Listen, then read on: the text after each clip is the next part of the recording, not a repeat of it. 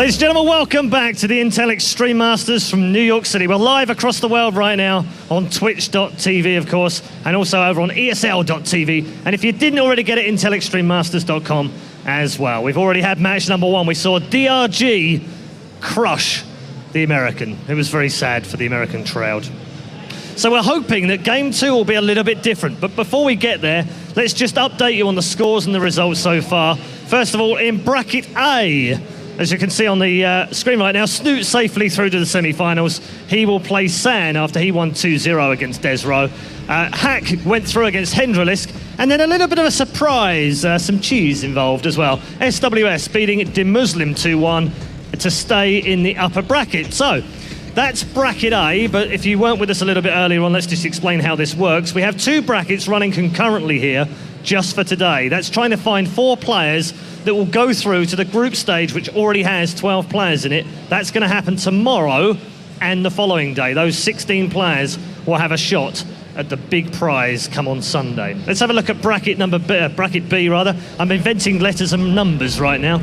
As you can see in that one, bracket B, Life going through 2-0. We've still got a game going on as well. We don't know whether Shu or Suppi is going through, but Don Regu, as we saw earlier on, is already safely through to the semi-finals. So it's time for game number 2 here at the Intel Extreme Masters in New York. Please put your hands together for 2 very good players indeed. It's one home favourite against a Korean. What else would you expect here? It's Puck and Life.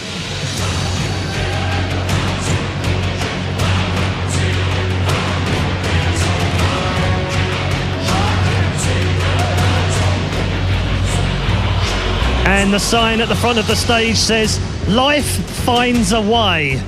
We'll find out whether he does find a way or not as we get into our second game of the afternoon. Let's go over to our commentary team. We're going to switch things up a little bit now and introduce you to a brand new face here in New York City. Thanks very much, Paul. Welcome to the Casters Desk here, as my name is Kyle Aris, alongside Todd, who was doing an analysis before. How are you doing, man? I'm doing good. Really happy to be here, and I'm very excited about this match, actually. I'm a friend of Puck, and I really admire him as a player as well. I think he's one of these guys that's very underrated, and he's actually, in my opinion, one of the best American chances in this tournament to go far. Yeah, he's been doing all right for himself, not going to lie, especially in this matchup, going against Zerg. That being said, though, this is Life, who was...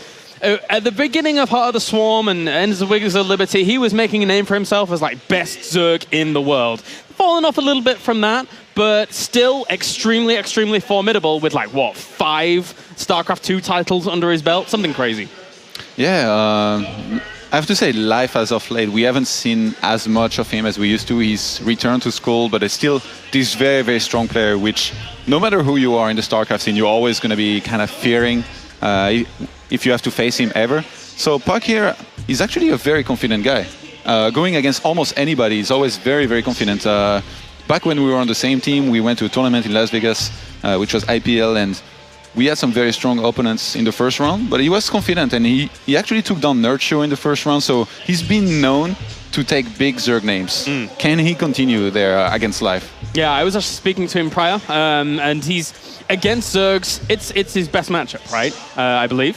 Well, at least he feels that it's his best matchup, at least. And, you know, having gone up against players like Hyun and having winning records against players like that is no small feat here from a player like Puck. So we're going to see how he's going to fare against Life, who is arguably one of the best Zergs to ever come out of Korea. Again, having 5 titles to his name, including GSLs, Iron Squids, MLG. So a lot of gold. Yeah, and I wouldn't be surprised here, obviously, if Life is looking for another title here. I mean, when you're a player of this caliber, anywhere you go, you're always going to want to try and win or go very, very far. And, oh, he looks... What is he doing? He's getting set up. He's getting good to go. And there we have Puck, our American representative, currently playing for Root Gaming, Mr. Brandon. And yeah, I'm kind of looking forward to see what Puck's going to bring to PVZ. Have you been able to look in depth or talk a lot with Puck about PVZ in general? I think he shifted his style a little bit recently compared to before, but I think in general he likes War Prisms a lot. And he likes to be aggressive while taking more bases and microing. I don't think he all-ins too much on 2 bases or does anything too crazy usually. We almost always see a 3rd base out of him. And there is a strategy he used to do a lot. It's War Prism with some sentries inside. Ah, okay. Try and harass as much as possible. Try to basically do a threat of possibly dropping the sentries up the ramp of his opponent so that he keeps as many units at bay as possible. And in the meantime, he takes a 3rd, gets a lot of probes, production going, gets some upgrades, gets some Colossus tech, and just very, very solid play overall. But I have to say, his best trait in the matchup is probably his vision. He sees, he always knows what he has to do, and he sees everything coming steps ahead. Yeah. He's had some very impressive games recently, as we talked about. Against Hyun in particular. I mean, beating Hyun in Protoss vs Zerg is not impossible, but it's very, very hard to do, and he was able to do that. So this really goes to show how good he is in the matchup.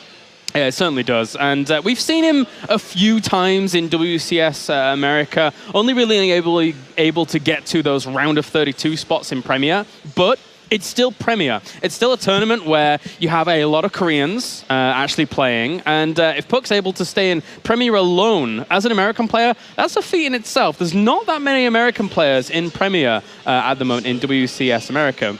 So how many are there? I think there's like 5 if you don't count the Canadians as well. Something of that level. The Koreans have been having a lot of success here in WCS America.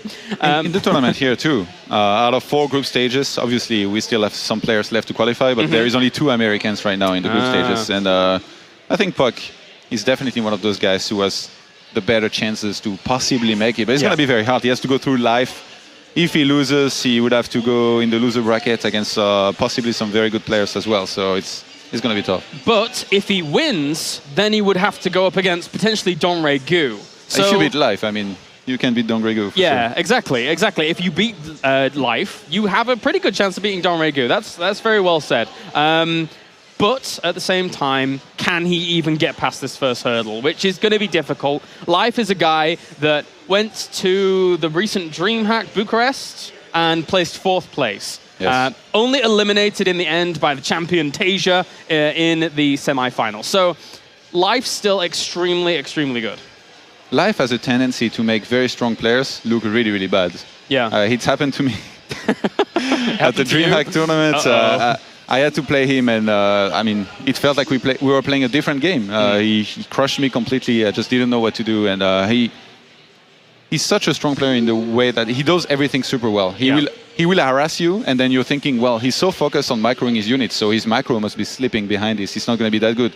Wrong. It is super good in the meantime. So that makes him a very, very scary player in Protoss vs Zerg, I feel. And I think Huck fell victim to him as well in the last DreamHack, and Life made Huck look like a much lesser player than he is, I think. So very, very scary player here. I'm wondering which Life will show up here, because he's not always playing his very best, it feels. You know, as mentioned before, he returned to school. He's still a very young player. He was doing very well before. Now maybe a little bit less. He used to be very dominant. But depending on which Life shows up here and which Puck, we could have a completely different match than what we expect. So Life's one of those players that going into Heart of the Swarm really made me appreciate a whole lot more army movement more than anything, and the small little movements that he uses with Zerglings, not only for wraparounds but also against Terrans, for example. Not obviously reflecting on this matchup. You know, the usage against Widow Mines and being able to figure out the small nuances of that control, and Life really shines through in that regard for me. Now, can he make that work against a player like Puck in this series is the question.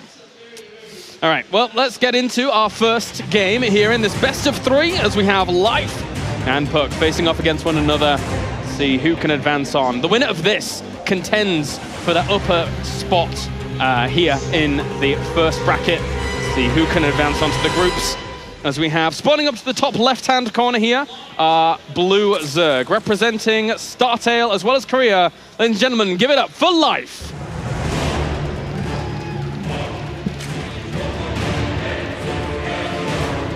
And spawning down to the bottom right-hand corner are Red Protoss, representing Roots as well as the USA. Give it up for Puck.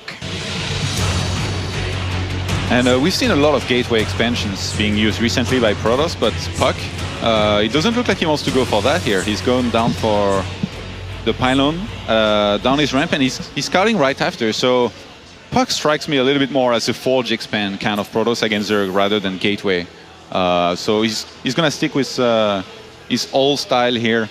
He's going to do what he does best, and he scouts very early on, and that's going to prevent a lot of the time a Zerg from going hatchery first, which Life actually really likes to do. Now, going up against a Zerg, just on this map in general, it's the most played map in the map pool so far, I would say. How do you feel going up against a Zerg on this map? Is there any small nuances that you can kind of have a bit of trouble with as a Protoss, or do you feel generally comfortable with it? I mean, you can play pretty much anything you want. Opening Mutas directly is less likely, but as a transition, it's going to be quite okay. And Life, on this map, I've seen him play very, very standard a lot of the time. Nice block here, by the way, by Puck. He's going to throw down his Nexus first, so we shouldn't be seeing a pylon being thrown down as he wants to start his Forge as soon as possible. But Life on this map, I've seen him do this thing quite a few times, where he takes the third base, he saturates it on the minerals a minimum, and then he keeps on making units with perfect macro, perfect injects. He gets as many units as he can, and with very good micro, he keeps on pressing forward and trying to bait force fields, trying to make something happen. And I feel that's a strategy that you can only pull off if you're this guy, just because he's this good.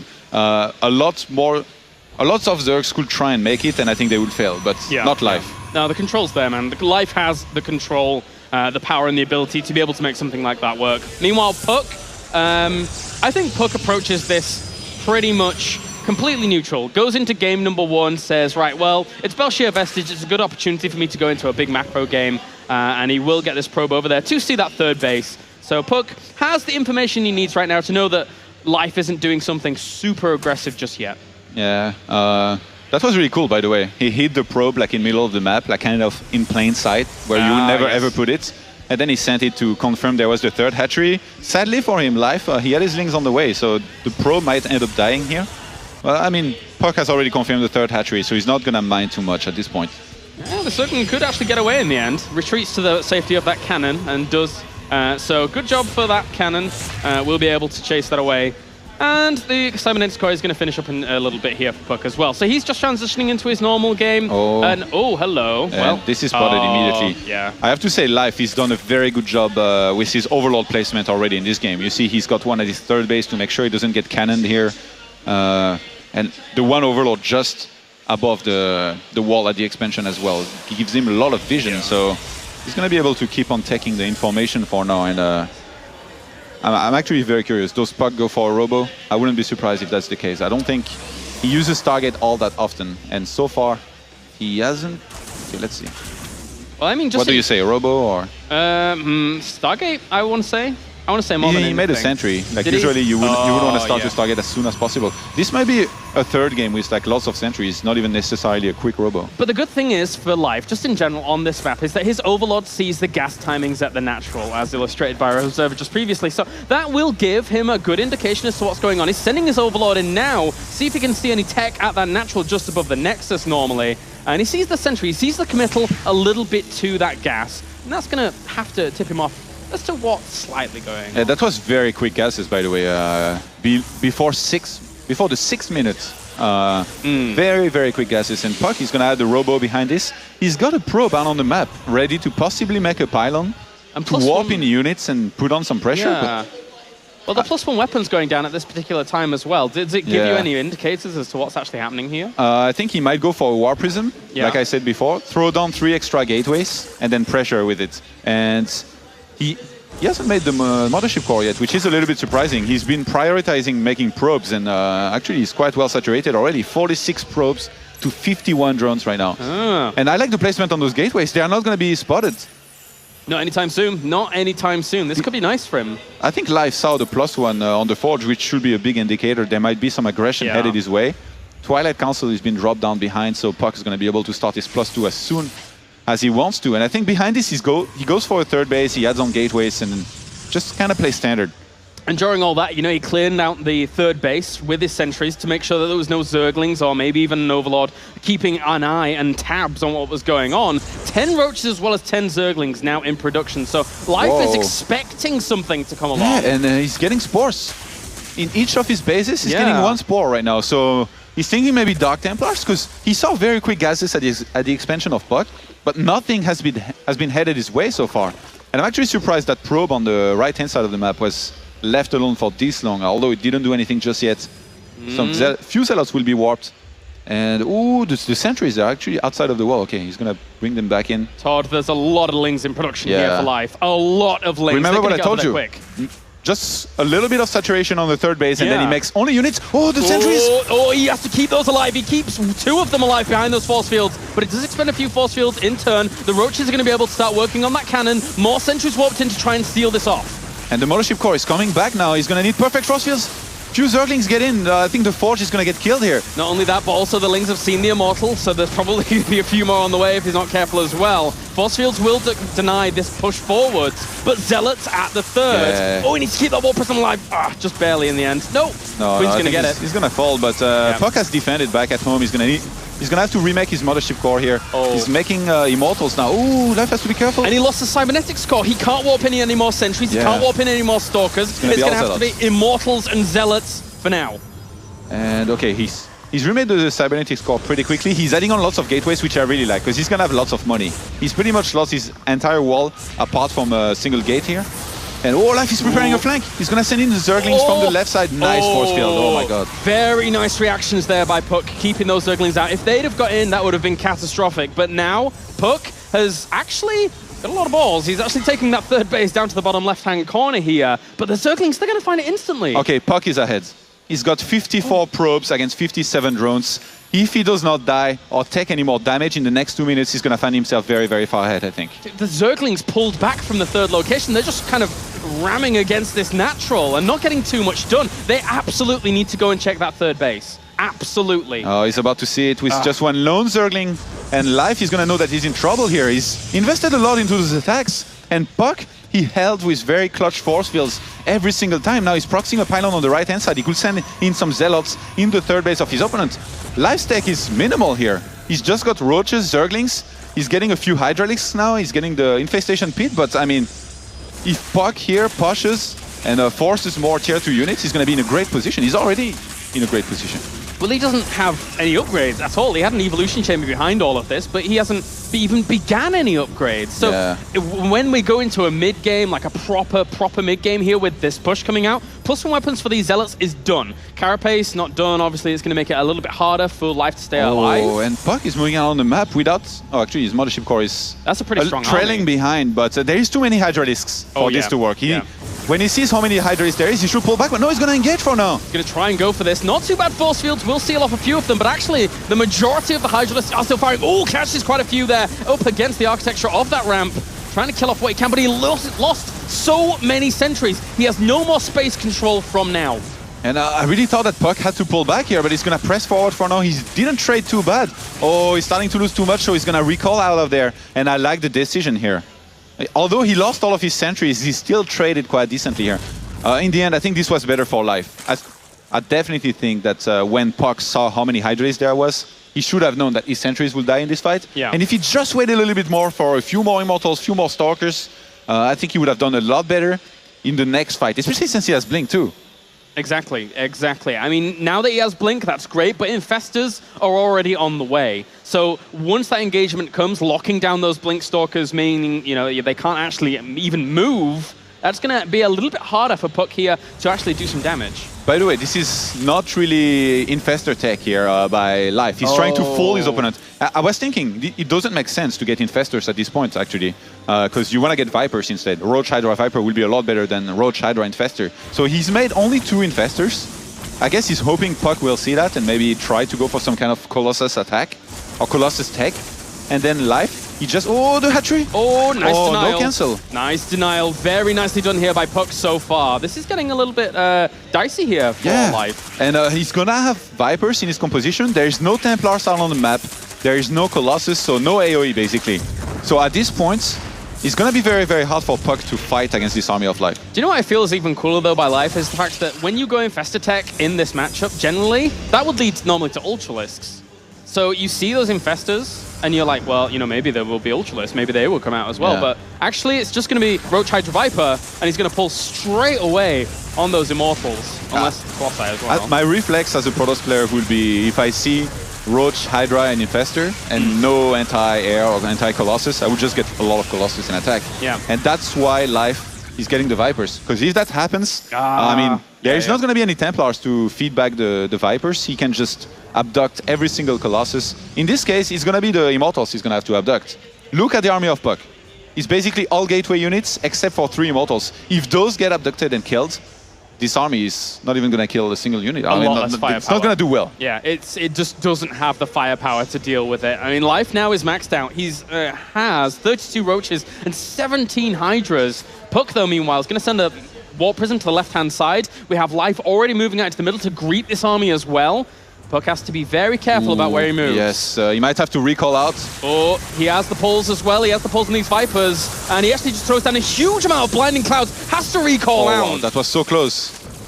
Blinding Clouds plus Fungal Growth is a deadly, deadly combination. And Life has just a few of those in place. He's going to start pressuring this wall and killing off the cannons. Yeah, he still has a few abducts left. He has a few Fungals as well, which is going to be very good against this army of Puck. Puck is attacking from 2 sides now. Not too bad force fields. Will deny a little bit of the movement forwards here. Stalker's on the left-hand side also trying to go into the battle, but at the same time, moving past that and dying off a lot. Did he get any of those Vipers? He didn't even get a single one. The Blinding Clouds denying so much damage there from Puck. Perfect Blinding Clouds, and Life has more supply at the end of the fight than the beginning somehow. Life, man, he's powering on. He really is. 11 Roaches, 9 Hydralisks in production, 126 army supply against 31, and Puck is looking on death's door. I'm not quite sure how Life is gonna let him lose this one. Puck was trying to get Storm, but I mean, he's just gonna finish as he loses his entire army. Yeah, Storm is about to finish, but Life knows exactly what he's doing, as he'll just easily tear through the remaining gateway units. Puck valiantly holding on, but the reinforcements for Life are going to make this all the harder. Even if he just sends a few roaches to the left-hand side on that 3rd base, which I think he already has sent some units down there as well, which were killed off by cannons in the end, but this is going to be difficult. So, just killing off what he can at this natural. Once that Nexus falls, Puck has nothing left here in game number 1. There you go, GG. Life takes game number 1. And against who? Against Puck. I like how you say Puck. Puck. Sometimes. Why? Puck. Puck. That British accent, man.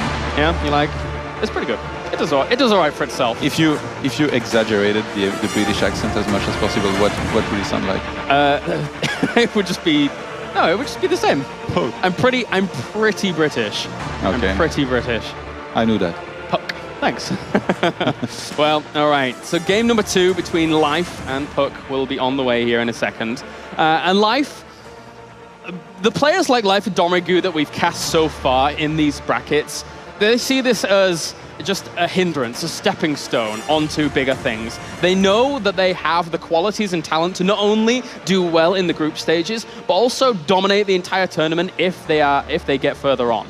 So for Puck, going into this series in general, you said he had a lot of confidence, but after that first game, does Puck change things up? What does he do going into game number 2? I liked the way he played the game, actually. He's just like, at some point, it started going wrong. It's the one attack on the top right, I think. If you look back at this game, he was doing well until then. His defense before that was perfect. He chose to take a 3rd base during the fight. Very good as well. He was in a good position. He was just too eager to finish it. He misread the situation. There was too many units at the 3rd base of Life for him to attack. He attacked anyway. He lost all of his sentries, and then from there, it's just very hard against someone like Life. If he kills all of your sentries, he knows that he can attack later on, or he can just take a 4th base very safely, and you never want to let this happen against a player of this caliber. So he actually exploited the mistakes of his opponent very, very well. Nicely done by Life, and it doesn't get any easier on map number 2. Well, for both players, really, as Poland Knight is our map of choice. It's one that we didn't see too much from the pro player, especially in WCS Europe. But now we can get into game number 2 here between Life and Puck. Puck currently 1 game down. If he does lose the next one, he will fall down to that lower bracket. representing Root there. All right, spawning down to the southern position, as are Blue Zerg. Representing StarTale as well as Korea. Ladies and gentlemen, give a round of applause for Life.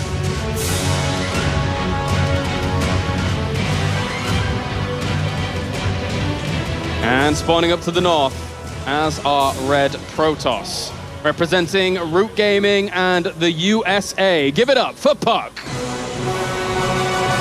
And Puck, it looks like he's going to open the exact same way in this game as he did in the previous one. He's going to stick to his roots, like maybe you could say. See what I did there? Stick to his roots. I like it. Okay.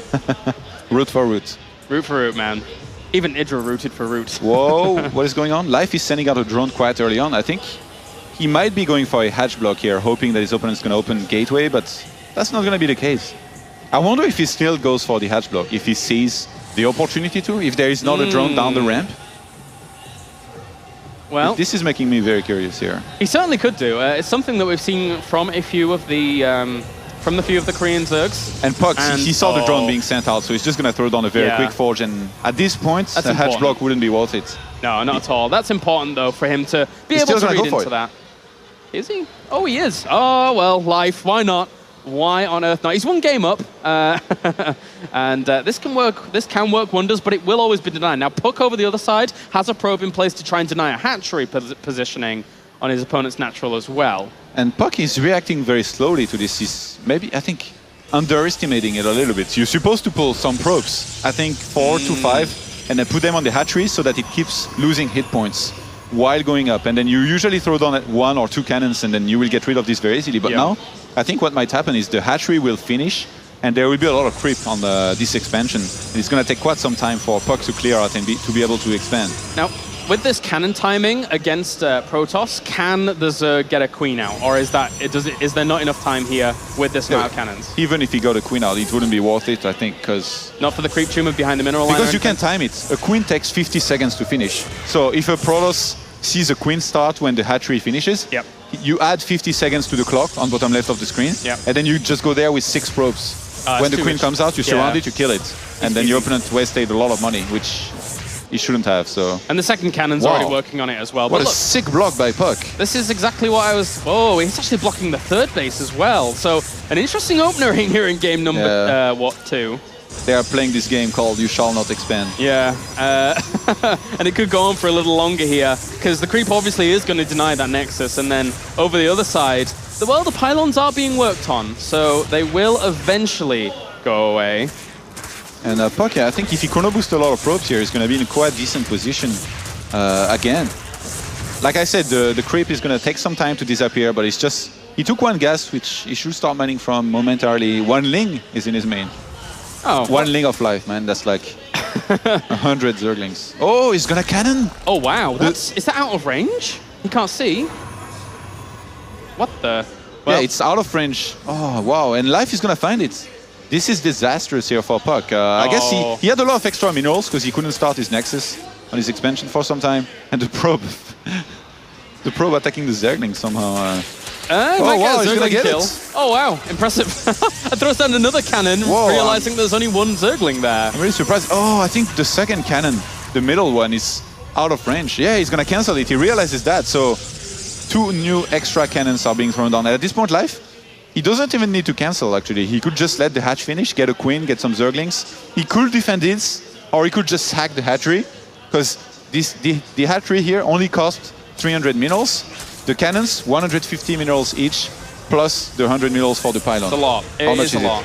It's, well, 450, 350, 500. Yeah, for the cannon, yes. Yeah, so the thing is about that, is that with it, you know, Life, I have to commend him on being able to spot that location. It's not often you would actually scout over there with Zerglings when that was going down, but he did, but didn't quite react as well to it. I think this does end up dying, unless those Zerglings, they could try and get the pylon.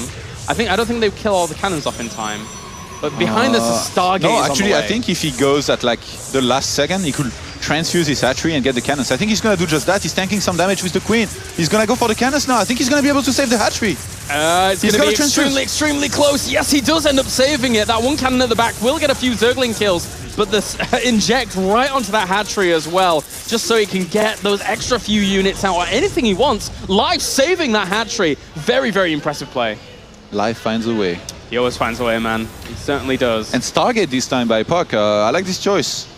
He's going to be able to get some Phoenixes out, possibly. Whoa! Twilight Council goes down right behind the Stargate. Ooh. That maybe Phoenix into Dark Templar or something like that? Maybe. This is a little bit surprising. It's something we've seen not only during, you know, the days of StarCraft 1, but also just kind of, we saw it recently at WCS Europe as well, right? The attempt at it, at least. Oh, and this is an Oracle. So maybe it's going to be a single Oracle to kill as many drones as possible into Blink, or could still be anything. I don't think he's going to be charged. Well, Usually we did see Puck the last game go up to Blink relatively quickly, Yes. but was not able to fully utilize it the way he wanted. So maybe we'll see that from him and try and have his game plan from game number 1 unfold a little bit. Do you think he gets anything else after the original Oracle from the Stargate? Maybe mixes in a Void Ray or 2, but other than that, I don't see anything else really working out. He's getting Blink, so we might have some kind of all-in here out of Puck. If he throws down a lot of gateways now, he might go for an all-in, but he's already mining a lot of gas on his expansion, so this is a bit weird of a build, I have to say. Puck, he's not your typical Protoss. He does not always play standard, but this time, what he's doing, I guess you could say, is a little bit unusual. Well, let's see if we can make it. it work. There's no spores. That's one advantage here for this Oracle to try and jump in. The Queen trying to push this away, and technically the Queen will end up dying to that Oracle. Needs to bring down another Queen, and that's the importance of spreading the creep between those bases so that you can get the reinforcing Queens down to the other ones if you actually want to take the engagement. That is one angry Oracle. Wow, is he killing all the lava there as well? Oh well, I guess it works. And Puck has killed quite a few units already. It's funny, he's only lost structures so far in this game. Not too bad. Not too bad. Wow, so many gateways. So I think he cancels one. He just canceled the gateway. I think he figured he had enough. That's a lot of gateways. That's 7 in total. So we will have that +1 weapons on the way as well. Oh, there is 8 in total. Is there 8 in total now? Yeah. All right. Okay then. Well. And look, he stopped making probes on 17 in each base. Puck has actually proxied some pylon on the left-hand side. This is, oh my god, the link stopped just before. Look, this is barely out of range. That's going to be annoying for life. If that reinforcement position becomes usable by Puck, that is very, very close. But very life close. is getting Burrow. And there's not going to be... Oh, actually, there is detection. There is the Oracle. You have the Oracle. I mean, this is going to be very hard to keep this alive against this many Queens and Spores on bases. Puck has to be very careful. Life identifies that this is aggression very early on here. He's going to start making only units from there, and there's no sentries with this. Oh, the sentries, they got surrounded by the Zerglings. He is this made to use the force fields. Will save the majority of them, but now he has to bring all the Stalkers back. This delays him a little bit. Life is buying himself time to get roached out as well as Burrow, as well as clear reconstitution. And all the sentries end up dying. That's a big hit there for Puck. That's terrible news here for Puck. And Life, he's got 24 Zerglings on the way, more roaches as well. He's going to get a Hydralis then. 66 army supply to 37. And I think Puck, it's going to be almost impossible for him to make this work here. Oh, especially with all of those Queens there. One of the biggest advantages of having that many Stalkers out is critical mass Stalkers, blinking the back, keeping them very alive. But when you're going up against a Roach-Ling Queen combination, where they have transducers to keep those Roaches alive as well, I don't think that's going to work out too well here for Puck. Yeah. I think Puck, he should realize that this is not going to work and maybe pull back. I really don't think he can make this work. I mean, almost ever. Even if he pulled back, it's 49 workers to 49. Yeah, so it's still pretty okay. Too bad. He can just take a third.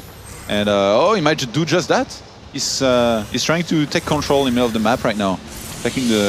Clearing up the watchtowers. But now, I've got to ask, with the Roaches done, with the Hydralisks on the way, is Puck going to have anything usable against an army composition like that ideally needs some kind of AoE damage in there? Yeah, he needs a Robo, at least 4 Immortals. That's the minimum. If he stays on pure Stalkers, he's going to do very, very bad against any kind of timing that Life might throw at him. Oh, the Oracle taking some damage here. Trying to come in from another angle, and, is unsuccessful. The pylon to the left-hand side does get denied, so that's going to make it harder for Puck to actually go for reinforcements. And not only that, but he's actually supply blocked. Wow, and the Oracle died here. Oh, actually that's big. Yeah, Life has Burrow, so at this point, if they fight in an open field, there's going to be no detection for Puck. Life can just burrow all of his damage units and have them kill at least the Roaches. And I think he's going to want to look to take maybe the backdoor expansion here. He's starting to clear up the ice The ice, not the rocks. Just the ice. Well, this is going to be difficult regardless, because now Life felt comfortable enough to drone up really heavily. So he's now at his optimum drone count, which means now he's going to make nothing but army. And he's even burrowing and circling over at that third location, unfortunately for him. He didn't know about the ice being killed off anyway, so there is going to be a third for Puck. And nice crit spread, by the way, by Life. He's gone up to the middle of the map already. He's going to have a lot of vision, and not even having detection. I mean, Puck, since he lost his Oracle, he can't even clear that for now. So this is very, very good for Life. If he attacks, if he does the timing with a maxed out army, he can reinforce very, very quickly into it because of that creep and all the money he has. The one thing Puck kind of has going for him is this semi-critical mass of Blink Stalkers. Yes. If he controls it well enough, he can defeat a lot, but he's got +2 on the way as well. Yeah, and it's just about to finish. But Infestation Pit has gone down behind this. If Infestors get mixed in, that's scary. I think this might be for Hive, though. Usually a lot of the time. But yeah, maybe you're right. If Life realizes that there is no Colossus, going for Infestors could be very, very good at this point. And there's no sentries as well. Well, burrows those Zerglings, making this extra annoying. There is one Observer on the way, one Oracle comes out as well. Not a single sentry. Wow, not a single sentry? Oh, and those Queens, they are ready to transfuse. Yeah, those Hydralisks and Roaches aren't going to die too easily. Oh, the Oracle actually died there as well. There's only one Observer on the way to try and reinforce this, so you can try and keep an eye on those Roaches and Hydralisks once they start burrowing, if they start burrowing. But blinking back, transfuses go down a lot of those Roaches, keeping those alive. The blinks have been good so far from Puck, so he has kept a lot of his Stalkers alive. Oh, but the Concave is better for Life here, and those Queens are doing so much work with all the transfuses. Trying to keep what he can alive. Queens don't have that much DPS output, but at the same time, the natural is being assaulted. So Life is really keeping his opponent on his toes. Puck is under so much pressure. Can he deal with it? Oh, and nice blink. It's actually regrouped next to his Nexus here, but I think there's just a little bit too much by Life. He's doing so much damage with all those Hydralisks and Queens. Well, for a little bit of the time, he didn't have defensive blink, right? So he couldn't actually keep some of those alive. The Nexus is going to end up falling. Sentries try and come along to keep these units in, but the Cybernetics falls as well. Everything is going wrong for Puck here in game number 2 as Life continues to pile on the pressure. Units rallied across the map. The Stalkers trying to hold this at bay, but I don't think it's going to be enough. Yeah, too little, too late with those sentries here, and Puck's losing his entire army right now. Queens, they'll march on forwards. They don't really have too much energy for transfuses left, but there you go. GG, and Life takes the series 2-0, marching on through the open bracket. That was pretty impressive, I have to say. The way he handled that. A lot of small things that we might not have noticed. But like, for example, catching the sentries was huge here. Yeah. If he didn't catch the sentries in the middle of the map, this is a very different push that we see out of Puck. A much stronger push, where he has force fields, where he can make something happen. I'm not saying it would have worked, but it would have been a lot better already. Yeah. And all those things that Life did put him in a great position to close it out and win this game. It bought him so much time. Not only the ability to control how much his opponent can kind of hold the flow of the battle, but just being able to draw all those Stalkers back as well to that reinforcement point. A very, very good move there by Life. And, moving on now to play against either Don Regu or another opponent in that bracket, that's going to be good. It is going to be Live versus Don Regu for a ZVZ, which is a pretty awesome ZVZ, I gotta say.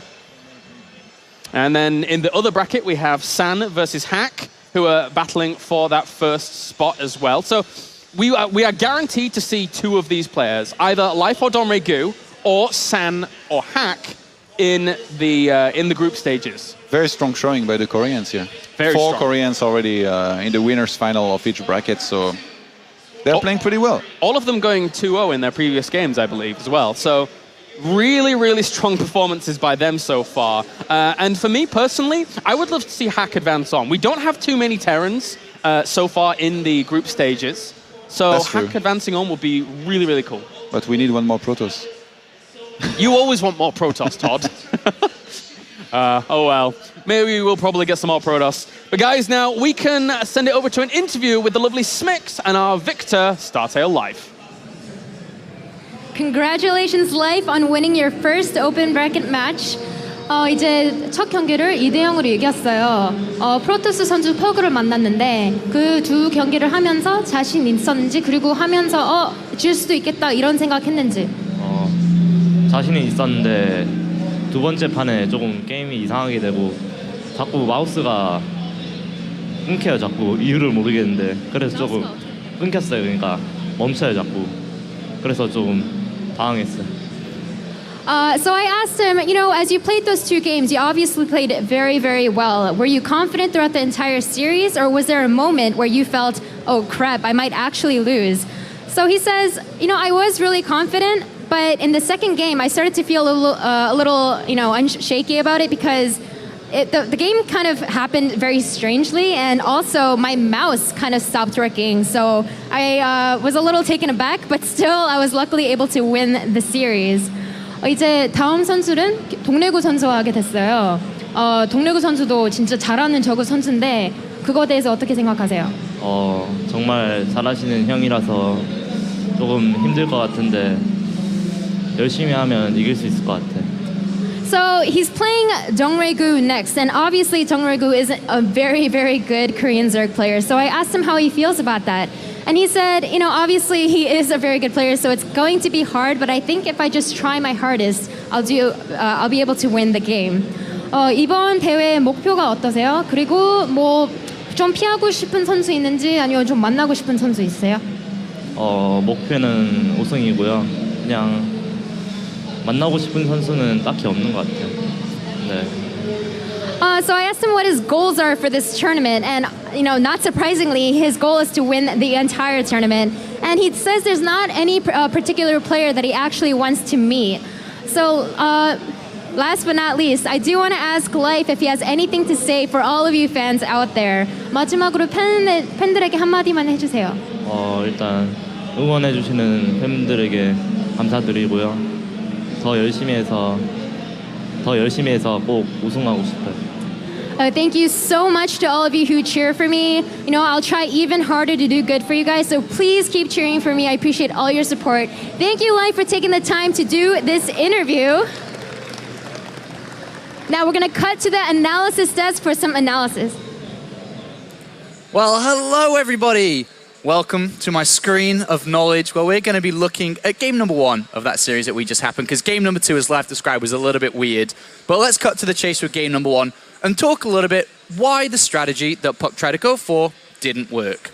So right now, if we just pause it for a quick second here, the strategy that Puck is trying to aim for is an attack that initially starts off with a little bit of harassment, which is why the Warp Prism, I think, is on the right-hand side here. So he's going to start off with harassment, try to slow his opponent down, and then come in for a big attack, probably around with +2 and blink. But that gets stopped with an attack, which was very unexpected from Life here, that came out and did catch Puck by surprise. What ended up happening here, if we play it from this position, is first of all, he's already panicking, he's lost a sentry, but the most important part of all of this is, so we speed it up a little bit, he loses a key ingredient of his strategy and push.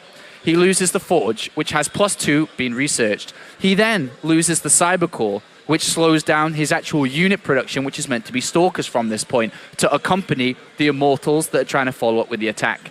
So this is actually a bit of a problem for him.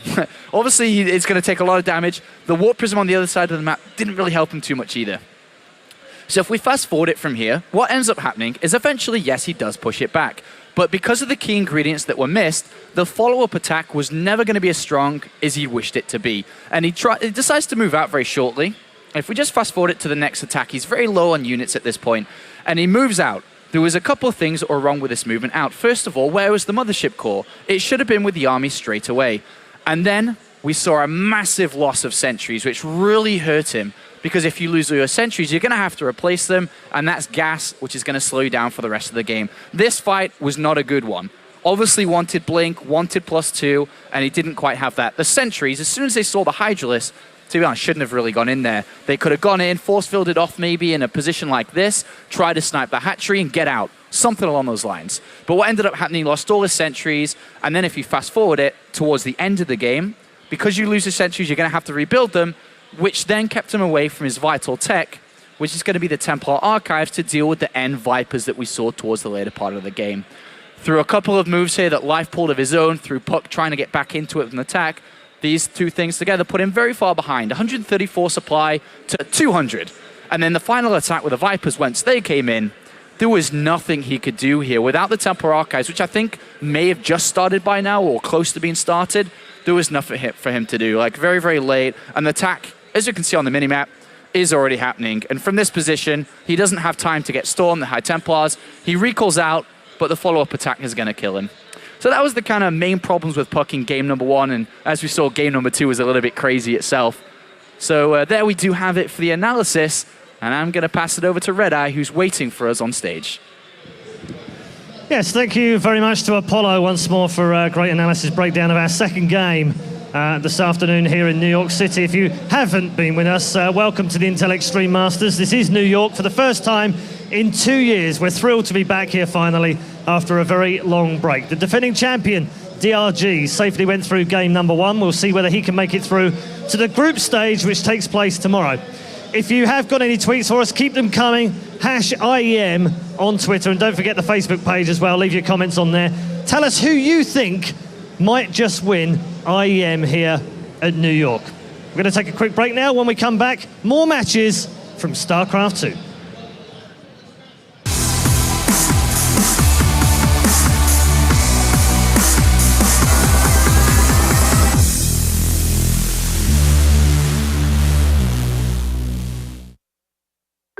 This is it. That mighty thing. That thinks, blinks, and winks. You can dress it up, you can dress it down. You can even bedazzle it and make it loud. It comes in black, it comes in white. It comes in orange. What a sight. You can spin it and make it dance. Anything is possible when given the chance. It can say everything about you, or very little at all. It can fit in your pocket, on a desk, or on a wall. And it comes in sizes from big to small. From tablets to smartphones to all-in-ones. It can be used for work, for fun, and even both with the 2-in-1. But there's something meaningful beyond the bling that makes them run and do their thing. It's quite a special, hard-to-see part. The brain, the brawn, and the beating heart. And if you manage to set the rest aside, you'll come to realize the most important part is inside.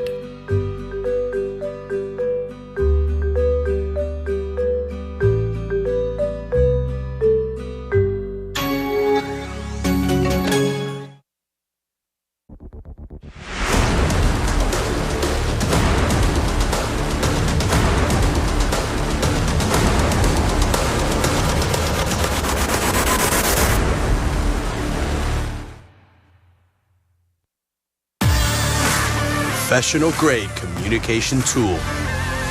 The choice of professional teams. Perfect stream viewing experience. Chosen by online streamers. Easy-to-use voice messenger service. Chosen by over 12 million gamers. Communication is always vital when competing in tournaments. Winning a match requires perfect coordination.